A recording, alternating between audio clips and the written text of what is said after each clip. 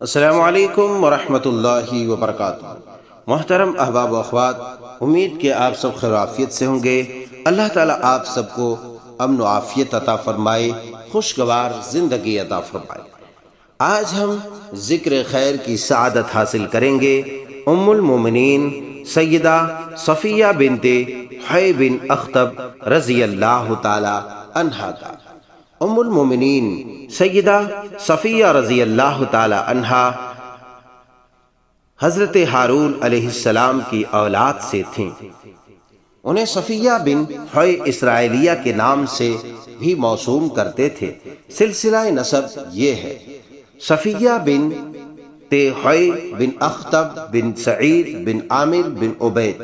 والدہ کا نام برہ تھا، جو یہودیوں کے مشہور خاندان بنو قریظہ سے تعلق رکھتی تھی۔ ام المومنین سیدہ صفیہ کا سلسلہ نسب ددیال کی طرف سے بنو نذیر اور ننیال کی طرف سے بنو قریظہ سے ملتا تھا۔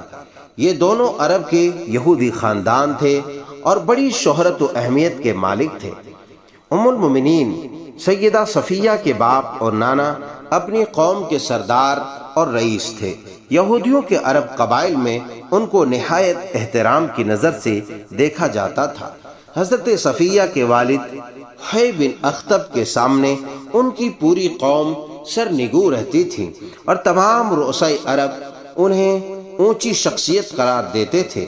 ام المومنین سیدہ صفیہ رضی اللہ تعالی عنہا کی والدہ برہ سموان کی بیٹی تھی، اور سموان شجاعت و بصالت میں تمام عرب میں مشہور تھا۔ اس کی بہادری کی بہت سی داستانیں زباں زدے عوام و خاص تھیں۔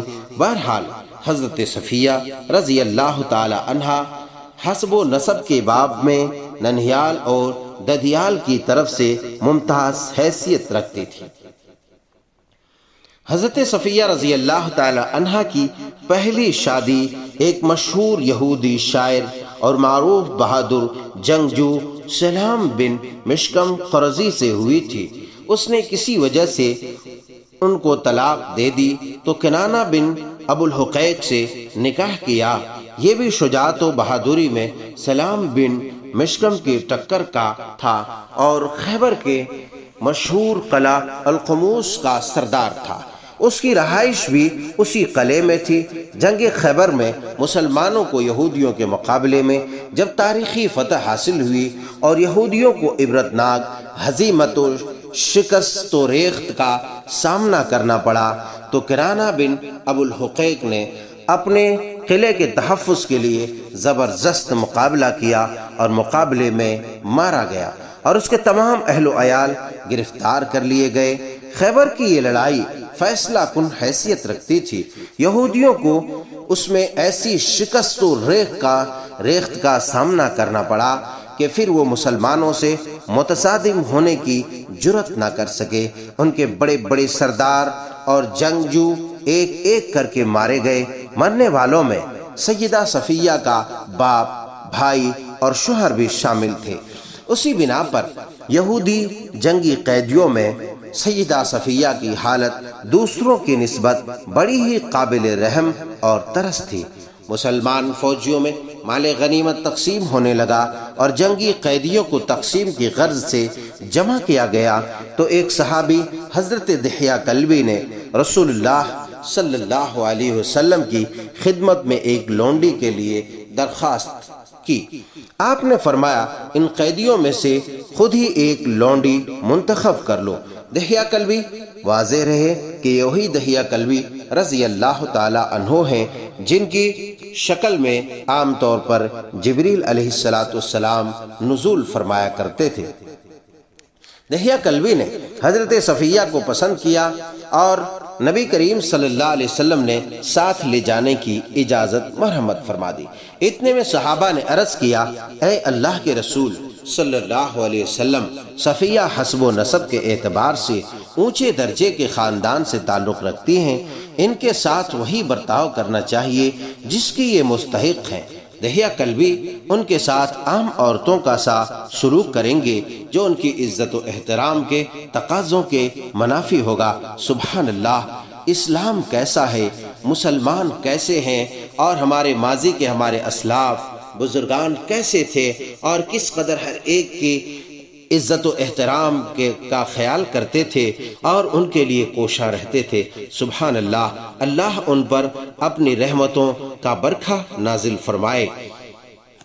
یہ الفاظ ان لوگوں کے چہرے پر زوردار تماچا ہے جو کہتے ہیں کہ اسلام نے عورتوں کو مقام اور مرتبہ نہیں دیا، حالانکہ اسلام میں چاہے امیر ہو، غریب ہو، آقا ہو، غلام ہو، مرد ہو، عورت ہو، چاہے لونڈی ہو، باندی ہو، ہر ایک کو بڑے مرتبے اور رتبے پر فائز کیا، ہر ایک کی عزت نفس کا خیال کیا، جیسا کہ اس فقرے سے ہم اندازہ لگا سکتے ہیں جو صحابہ کرام نے رسول اللہ صلی اللہ علیہ وسلم سے دحیہ کلبی کے اور صفیہ بنت حوی رضی اللہ تعالی عنہا کے مناسبت سے عرض کیا۔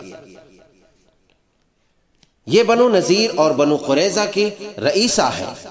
صحابہ کرام علیہم الرضوان نے کہا کہ اللہ کے رسول، یہ بنو نذیر اور بنو قریظہ کی رئیسہ ہیں، ان کا باپ اور شوہر اپنے قوم کے رئیس تھے، لہٰذا انہیں دحیہ کے سپرد نہ کیا جائے، بلکہ مناسب یہ ہے کہ خود آپ صلی اللہ علیہ وسلم ہی اسے اپنی تحویل میں لے لیں۔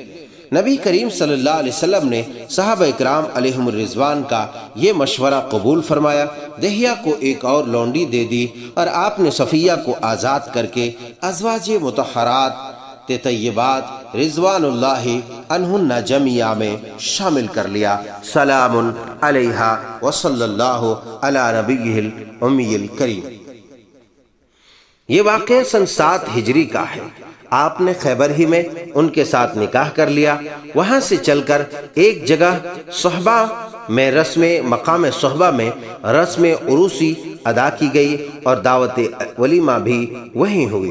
صحبہ سے کوچ کرنے لگے تو نبی کریم صلی اللہ علیہ وسلم نے حضرت صفیہ رضی اللہ تعالی عنہا کو اپنے اونٹ پر سوار کیا اور اپنی ابا مبارک سے ان پر پردہ کیا، جس سے لوگوں کو یہ معلوم کرانا مقصود تھا کہ حضرت صفیہ رضی اللہ تعالی عنہا ازواج مطہرات طیبات میں شامل ہو گئی ہیں اور آپ نے ازواج مطہرات میں شمولیت کا شرف حاصل کر لیا ہے۔ رسول اللہ صلی اللہ علیہ وسلم حضرت صفیہ کو ساتھ لے کر مدینہ منورہ میں پہنچی تو انہیں اپنے ایک جانثار صحابی حضرت حارث بن نعمان رضی اللہ تعالی عنہ کے مکان پر ٹھہرایا۔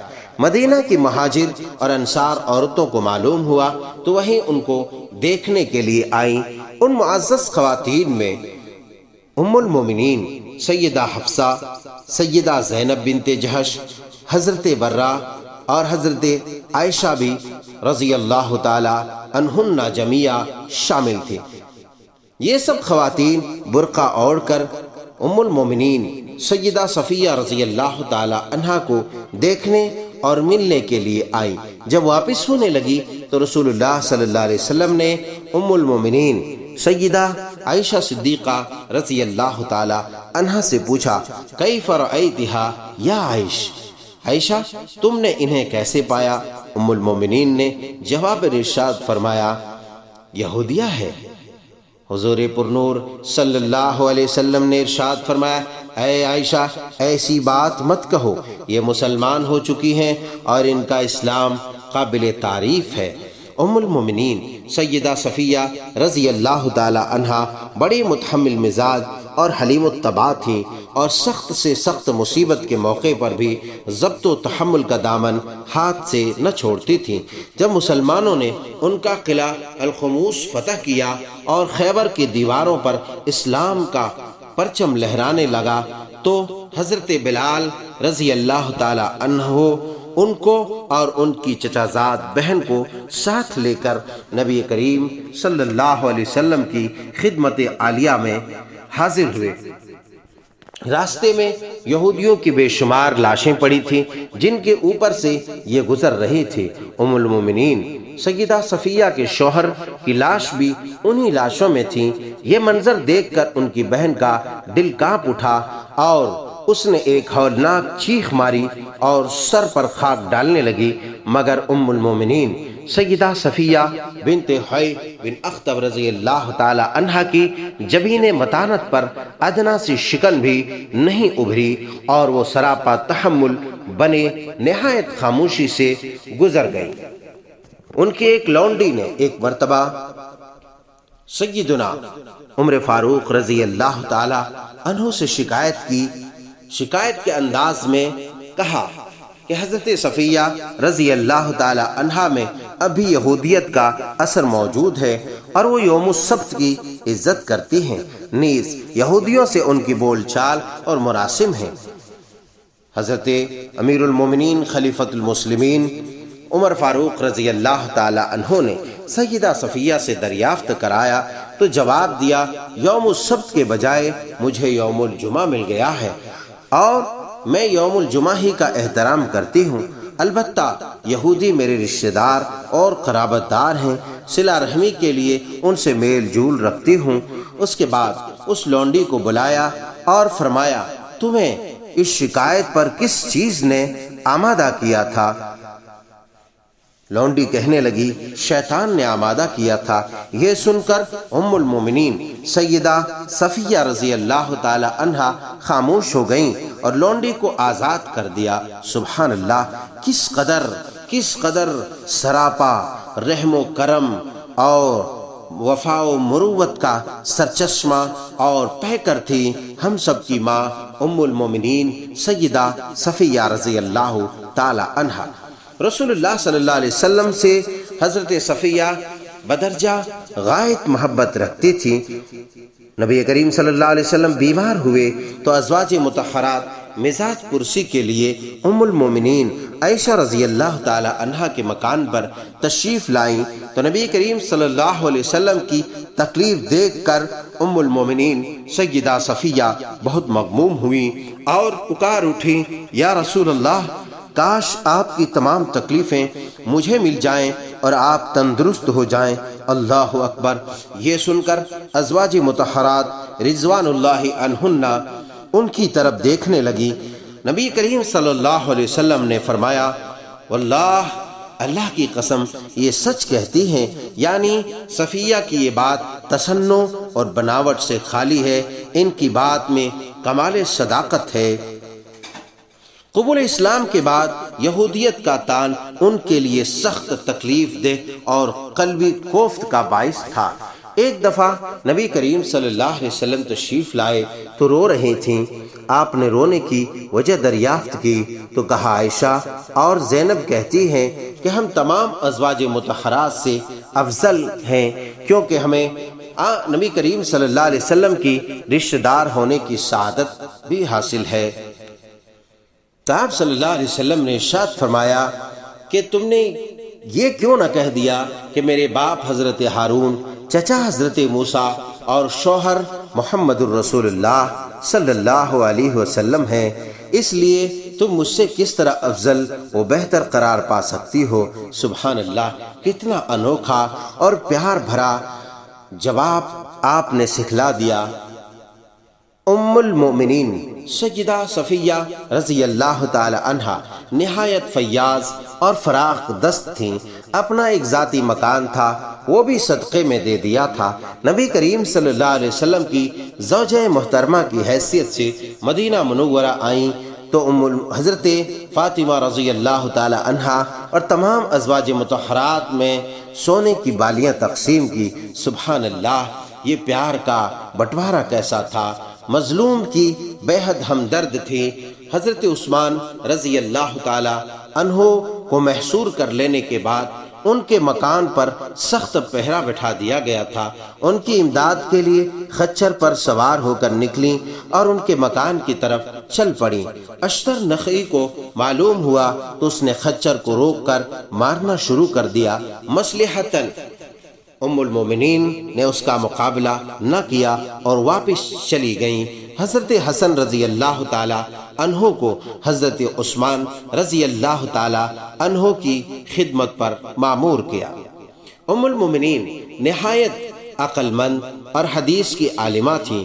لوگ ان سے بہت سے مسائل دریافت کرتے تھے۔ ان کا مکان عورتوں کے ایک مدرسے بلکہ دارالعلوم کی حیثیت اختیار کر گیا تھا۔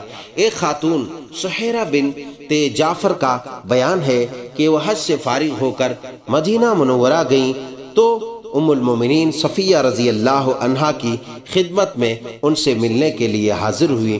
وہاں پہنچی تو دیکھا کوفہ کے متعدد خواتین ان سے مختلف مسائل دریافت کر رہی ہیں اور وہ سب کے جواب نہایت متانت اور تحمل سے دے رہی ہیں۔ ام المومنین سیدہ صفیہ رضی اللہ تعالی عنہا سے متعدد احادیث مروی ہیں۔